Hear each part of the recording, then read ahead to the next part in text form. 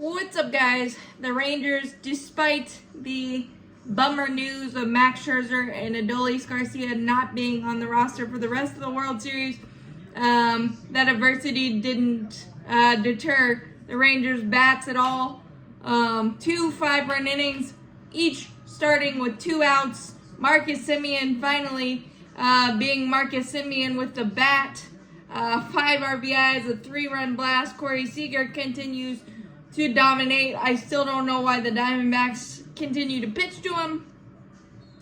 Power past the DBacks 11-7. The DBacks fought back with the Lourdes Gurriel 3-run blast in the 8th and a sac fly and a 2-run single by Gabriel Moreno in the 9th to make it respectable, but Travis Jankowski was huge. The bottom of the order continues to feed the top for the Rangers in the 2 big crooked number rallies in the 2nd and 3rd. A 2-run single for Jankowski and a tweener single in the 2nd inning to pass the baton and keep the rally going for the big blast of Corey Seager and Marcus Semien. And Marcus Semien had a 2-run triple to cap off the 5-run 2nd inning and a 3-run blast to cap off the 5-run 3rd inning. They also added a Jonah Heim solo jack. When bullpen games go wrong, they go wrong quickly. The first run was scored on a wild pitch. Joe Mantiply was the only guy that pitched pretty solid for the Diamondbacks, and Ryan Nelson did a nice job after giving up those inherited runners. But people that tell you home runs don't matter in the postseason, they're lying, and they're lying to themselves, because the Diamondbacks out-hit the Rangers, but the homers won the day for the Rangers.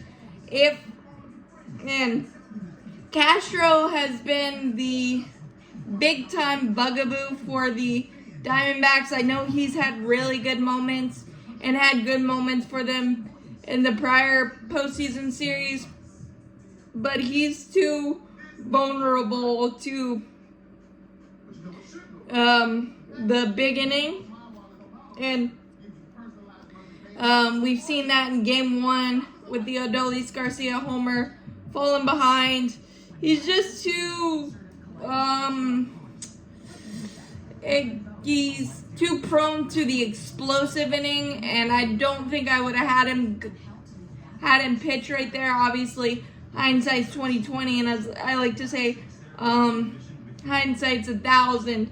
But I don't think I would have had Castro there in that situation, just because when things start speeding up on Castro, it kind of just goes haywire, and it definitely did for Castro in that 2nd inning, and nobody could come in and clean it up for him, and it's pretty much all she wrote. Andrew Heaney, a good 5 innings. So that was nice for the Rangers. In the perceived bullpen game, the Rangers actually used more pitchers than the Diamondbacks. So all the stats probably outside of the homers should tell you that the Diamondbacks should have won this game, but homers always win the day.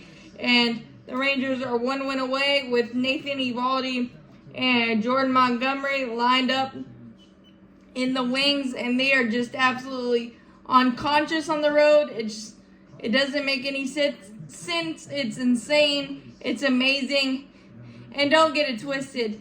If the Rangers didn't have as many injuries as they did throughout the year, pitching and hitting wise, they would have probably been well over 100 wins, and they have powered their way to a unforgettable postseason that needs to be appreciated. Yes, it's not the matchup, the household name matchup, or any matchup that any of us wanted to see. Of course, I wanted to see the Braves, but what the Rangers are doing is incredible. And the Diamondbacks aren't dead yet.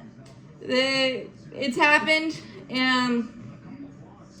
In 2016, the Cubs came back for their first championship since 1906.